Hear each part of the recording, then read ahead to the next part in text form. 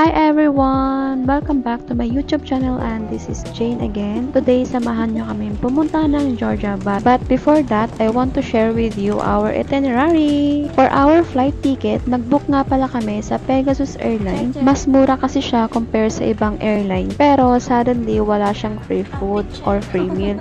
Pero okay lang dahil 4 hours lang naman yung biyahe from Qatar to Istanbul, Gökçen International Airport. We flight last December 23, 2023. 2 a.m. nga pala yung departure namin. Then dumating kami ng Turkey is 6 a.m. na. So after namin nun, kumain na muna kami dito sa may food court nila. As you can see, yung airport nila hindi po siya kalakihan kasi hindi po siya yung pinaka-main na airport. Unlike talaga sa Turkey, Istanbul, yun po yung pinaka-main nila na airport. Ito kasi na area to parang province nila. At kung pupunta man kayo dito or magta-transit guys, magugulat kayo sa CR nila dahil walang bidet. Nakakagulat talaga dahil hindi kami sanay ng walang bidet. Tapos napakataas din pala talaga ng tax dito. Nasanay kasi kami sa Qatar ng walang tax doon. So far and so all, okay naman yung mga experiences namin dito sa Sabiha International Airport. Anyway, nahantay na lang namin yung flight namin dyan dahil 11 a.m. yung departure time going to Georgia. 3 hours nga pala yung flight time namin from Gökçen International Airport to Georgia. And for our hotel naman, naghanap na kami sa booking.com. Isang buong apartment nga pala yung kinuha namin na may 4 na kwarto. Dahil 8 person kami, so 4 couples yun. 4 nights and 5 days nga pala kami mag-i-stay sa Georgia. Dahil ang pinaka main purpose namin is yung wedding nga namin ni Jason na darating. Yung mga susunod na videos na i-upload ko is yung nandun na kami sa Georgia. Yung kung ano yung mga journey namin, yung mga experiences namin.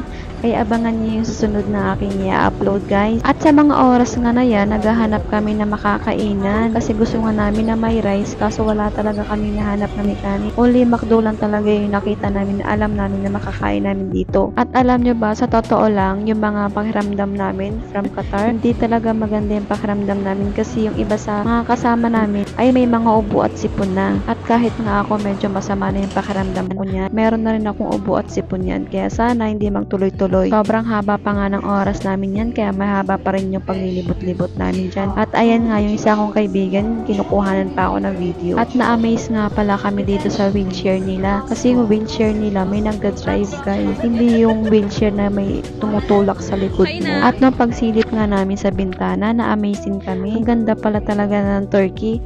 Mas maganda siguro kung nakalabas kami ng time na yan. At soon, makakapag-travel din tayo papuntang Turkey. Yung tipong lalabas ka na talaga mismo sa airport. At going back to libot-libot nga guys, napakadami na namin napuntahan dito at napakadami rin nilang mga paninda rito. Lalo na yung mga pang souvenirs, pagkain sa duty free. Kaso nga lang, ang mahirap lang dito guys, hindi kayo magkaintindihan ng sales staff at customer kasi hindi sila yung tipong nakakaintindi masyado ng English.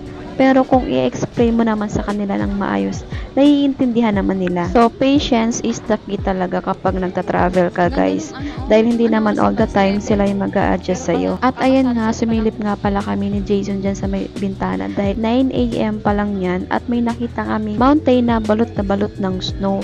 Kaya na-excite na kami dumating ng Georgia para naman mahawakan na namin yung snow kung ano pa talaga yung feeling nun. Dahil childhood dream namin tong lahat. At napaka-thankful and blessed talaga namin mag-asawa dahil naabot namin yung childhood dream namin. At unti-unti na namin naabot yung mga pangarap namin bawat isa. At aabutin pa namin ibang namin mga pangarap na magkasama na kami dalawa. Siya nga para si Det at soon ikakasal na rin siya ng partner niya. Ay, congratulations both of you! So anong feeling? Nakakatakot. Pegasus pa more. Pegasus. Kaya mag-Pegasus. Mahalan tubig. Ikaw, saan po naman? Sa Georgia. Anong feeling? Good. Pagod. At after 5 hours of layover, nakapila na rin kami dahil boarding time na. Kapasok na rin kami ng eroplano niya. Excited na, kinakabahan, na ewan ko. Mixed feelings kasi first time namin pumunta ng Europe, tapos first time namin mag-travel na magkasama kami ng asawa ko. Kaya mapapa-thank you Lord ka na lang talaga for all the blessing. Yung aircraft nga pala ng Pegasus, hindi naman siya kalakihan. Airbus 321 yata yun sa pagkakaalam ko. Sa sobrang lamig, hindi na kami makapagsalita masyado dahil hindi namin alam kung saan nanggagaling yung lamig, sa labas ba or sa gate nila. Dahil ramdam na namin yung lamig talaga galing sa labas. At eto, papasok na nga kami ng aircraft. At isa talaga sa hindi namin nakalimutan is pumili ng tubig sa airport. Kasi sa loob ng eroplano guys, napakamahal ng tubig nila. 10 euro yung isang bote ng tubig nila. Kaya mapapainom ka pa ba o hindi na? Titiisin mo na lang sigurong ilunok yung laway mo kaysa bumili ng tubig na ganun kama. At yun lang guys. See you sa aking next vlog. Please subscribe, like, and share. Thank you so much.